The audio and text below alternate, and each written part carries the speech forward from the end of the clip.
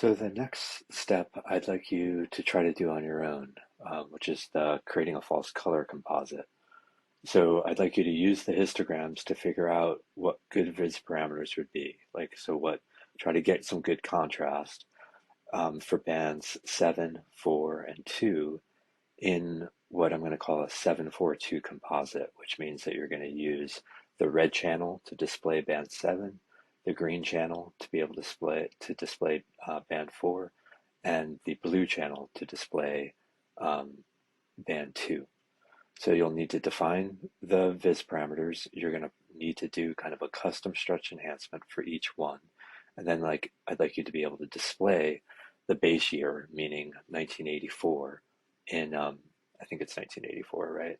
You're going to display, yeah, the year 1984 in the false color rather than the natural color. So when you're done, if you hit run, um, ideally you're going to wind up getting this image. You got to wait for it, but it should come in, and there it is. It's a little bit kind of electric preppy, but it's I'm going to live with it. And this last tile isn't drawing, so I'm just going to nudge it by going in and going out, and maybe going out again. It's really stubborn. But that's the idea, and it ideally you're going to draw this one by default and have the other one hidden by default. But that's the resulting stretch enhancement you should get. Basically, when it just hit run again to get it, it really doesn't want to load that individual little tile.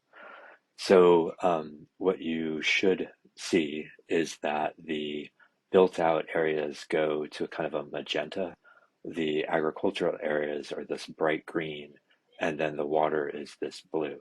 And if you're not seeing that, it could be because this isn't a great palette for people with the very common color blindness of red-green confusion.